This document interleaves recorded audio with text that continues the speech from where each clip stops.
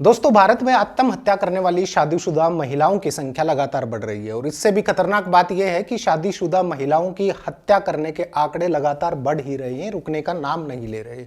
और ये कहीं ना कहीं खत्म होती इंसानियत के बारे में तो आगाह कर ही रही है, लेकिन इसके साथ ही शादी विवाह जैसे रिश्ते भी बर्बाद होने की कगार पर खड़े हैं। लेकिन कोई भी इन सारी समस्याओं की जड़ों पर ध्यान नहीं दे रहा है। आज की जनरेशन उस स्टेज पर पहुंच चुकी है जो इंसानियत में ज्यादा विश्वास नहीं रखती है।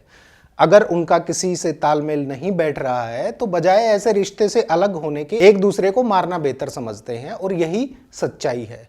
जी हाँ, ऊपर से आप कितने भी सॉफ्ट हार्टेड बने रहिए, लेकिन अंदर से आप ऐसे ही हो चुके हैं। खैर, यहाँ मुद्दा किसी को इंसानियत सिखाने का नहीं है, बल्कि इस समस्या पर बात करने का है कि इन आत्महत्याओं और हत्याओं को कैसे रोका जाए। सरकारी एजेंसी राष्ट्रीय अपराध रिकॉर्ड ब्यूरो यानी एनसीआरबी की ओर से साल 2021 में कुछ आंकड़े जारी किए गए थे, जिसमें पिछले एक साल के दौरान 22,372 गृहिणियों ने आत्महत्या की थी। यानी हर दिन औसत 61, यानी कि हर 25 मिनट में एक आत्महत्या। आपको बुरा लगा होगा, लेकिन रिश्ते के इस बिगड़ते पैटर्न के बारे में सोचने की जरूरत है।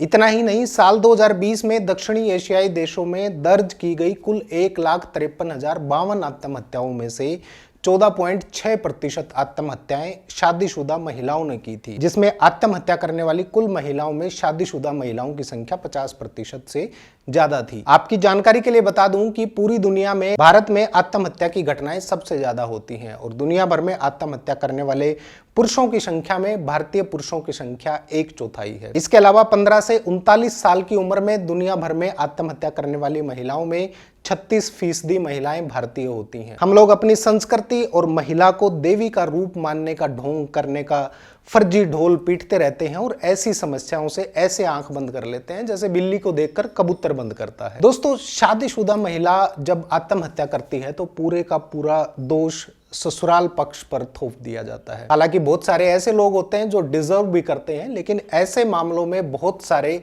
ऐसे परिवार भी होते हैं जो बेगुनाह होते हुए भी गुनहगार हो जाते हैं, जिसका उदाहरण आपके सामने है। ऐसे केसेस में फंसे हुए पुरुषों का आत्महत्या करना, जिनका रिकॉर्ड रखना भी मुनासिब नहीं समझा जाता। खैर, आज की इस वीडियो में हम बात करेंगे भारतीय साक्ष्य अधिनियम 1872 की धारा 113A के बारे में, जो बात करती है एक मैरिड फीमेल, एक विवाहित महिला द्वारा आत्महत्या करने की धारणा के बारे में, उसके पीछे क्या कारण रहे होते हैं उसके बारे में। साल 1983 में इंडियन एविडेंस एक्ट 1872 में सेक्शन 113A को शामिल करने के लिए संशोधन किया गया था, जो विवाहित महिलाओं द्वारा आत्महत्या की धारणा को संबोधित करता है। इंडियन एविडेंस एक्ट का सेक्शन 113A कहता है कि अगर कोई महिला अपनी शादी के 7 साल के भीतर आत्महत्या कर लेती है और यह साबित हो जाता है कि उसके पति या उसके रिश्तेदारों ने उसके साथ किसी प्रकार की क्रूएल्टी की है, तो अदालत ये मान सकती है कि पति या उसके रिश्तेदारों ने उसे आत्महत्या के लिए उकसाया है, और ये अनुमान ऐसे मामलों से जुड़ी किसी भी परिस्थिति के आधार पर लगाया जा सकता है।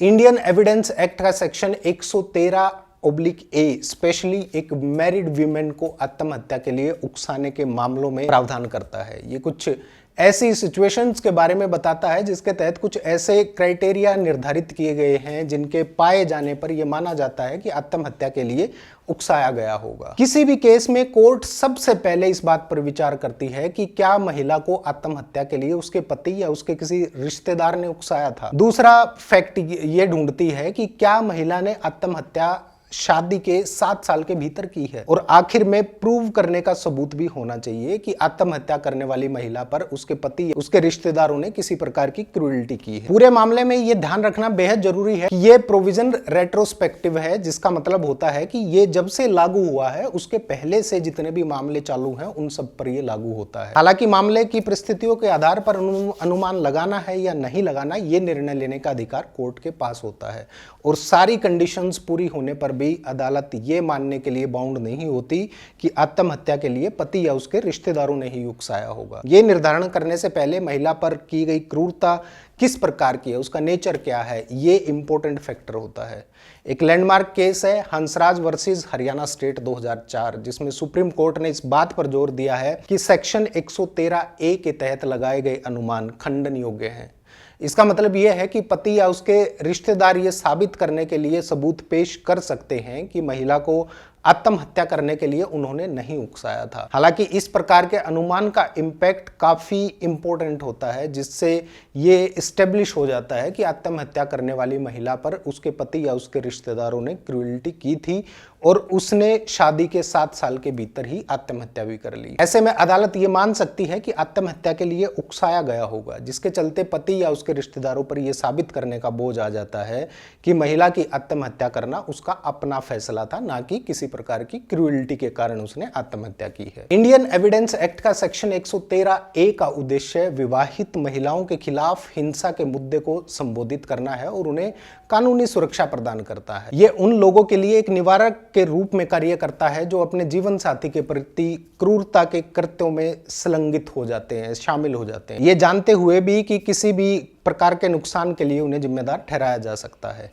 इंडियन एविडेंस एक्ट के सेक्शन 113A को समझने के लिए कुछ आसान से उदाहरण बताता हूं मैं। दोस्तों, किसी शादीशुदा महिला की आत्महत्या के केस में कई इंपॉर्टेंट फैक्टर होते हैं, जिसमें सबसे पहला आता है वर्बल एब्यूज यानी मौखिक दुर्व्यवहार। उदाहरण के जरिए समझिए, मान लीजिए माया नाम की एक लड़की है, एक नवविवाहित महिला है, उसका पति लगातार उसका अपमान करता है, व्यक्तिगत रूप से भी और सबके सामने यानी सार्वजनिक रूप से भी। माया अपने पति से दया की अपील करती है, लेकिन बावजूद इसके उसका पति अपना रवैया नहीं बदलता है। अपनी शादी के 2 साल के भीतर माया आत्महत्या कर लेती है। अब इस पूरे केस में अगर शादी के 7 साल के भीतर माया की आत्महत्या के केस में मौखिक दुर्व्यवहार का सबूत अदालत में पेश कर दिया जाता है, तो अदालत ये मान सकती है कि माया के पति ने माया के साथ क्रूरता करके उसे आत्महत्या के लिए उकसाया होगा। इसके बाद दूसरा फैक्टर आता है वित्तीय शोषण यानी फाइनेंशियल एक्सप्लॉयटेशन। मान लीजिए एक मामला है जिसमें अनीता की शादी राहुल से हुई है। घर का फाइनेंशियल कंट्रोल राहुल के हाथ में है और राहुल अनीता को अपनी बुनियादी जरूरतें पूरी करने के लिए पैसा नहीं देता है। इतना ही नहीं, राहुल उसे काम करने भी नहीं देता है, काम नौकरी करने के लिए भी रोकता है। अनीता फंसी हुई है और निराशा महसूस करते हुए शादी के 3 साल के बाद ही आत्महत्या कर लेती है। अब अगर सबूत ये दर्शाते हैं कि राहुल ने अनीता का वित्तीय शोषण किया है, साथ ही शादी के 7 साल के भीतर उसने आत्महत्या कर ली, तो अदालत ये मान सकती है कि राहुल ने अनीता के साथ क्रूरता करके उसे आत्महत्या के लिए उकसाया है। इसके बाद अगला सबसे जरूरी फैक्टर आता है आइसोलेशन एंड इमोशनल मैनिपुलेशन यानी अलगाव और भावनात्मक हेरफेर। इसको समझने के लिए भी एक एग्जाम्पल लेते हैं। मान लीजिए प्रिया की शादी करण से हुई है, जो प्रिया को उसके परिवार और दोस्तों से अलग कर देता है और पूरी प्रिया की लाइफ को अपने कंट्रोल में रखता है कि प्रिया किसके साथ बात कर सकती है, कहाँ जा सकती है, कहाँ नहीं जा सकती। इस केस में करण प्रिया को भावनात्मक रूप से परेशान कर रहा है और लगातार धमकी देता है कि अगर वो उसकी मांग पूरी नहीं करेगी तो वो उसे छोड़ देगा। असहाय और अकेला महसूस करते हुए प्रिया ने शादी के 4 साल के अंदर ही आत्महत्या कर ली। अगर ऐसे एविडेंस पाए जाते हैं जो ये दिखाते हैं कि प्रिया की आत्महत्या का कारण अलगाव और भावनात्मक छेड़छाड़ है, तो अदालत ये मान सकती है कि करण ने प्रिया के साथ क्रूरता करके उसे आत्महत्या के लिए उकसाया। दोस्तों, उदाहरण के तौर पर मैंने ये जो घटनाएं बताई हैं, ये बात को क्लियर करते हैं कि इंडियन एविडेंस एक्ट का सेक्शन 113A उन मामलों में कैसे लागू होता है जहां किसी विवाहित महिला को अलग अलग प्रकार की क्रूरता का सामना करना पड़ता है और जिसके कारण वो महिला आत्महत्या कर लेती है। ऐसे में इस प्रावधान का मेन एम विवाहित महिलाओं को ऐसे अपमानजनक व्यवहार से बचाना है जिसके कारण वो आत्महत्या जैसे कदम उठाने के लिए मजबूर हो जाती हैं और अपराधियों को उनके किए गए अपराधों के लिए जिम्मेदार ठहराना है। दोस्तों, आत्महत्या एक ऐसा गंभीर अपराध है जो महिला करे या पुरुष दोनों ही तरफ से अमानवीय है, लेकिन आज की इस वीडियो में मैंने उन महिलाओं की तरफदारी की है जो बिना किसी गलती के ऐसे प्रताड़न की शिकार हो जाती हैं। इतने बड़े देश में दोनों तरह की महिलाएं हैं, जिसमें कुछ महिलाएं ऐसी हैं जो पुरुषों का शिकार बनती हैं और कुछ महिलाएं ऐसी हैं जो पुरुषों को शिकार बनाती हैं। ऐसे में हम कुछ बुरी महिलाओं के कारण सभी महिलाओं को एक ही तराजू में नहीं तोल सकते, एक ही जैसी नहीं मान सकते और एक तरफा होकर कोई भी निर्णय नहीं कर सकते।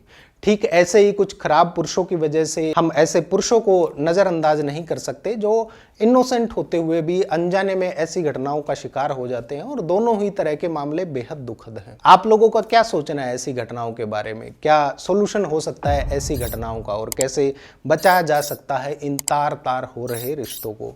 नीचे कमेंट करके जरूर बताइएगा। चैनल को सब्सक्राइब कर लीजिए। नमस्कार।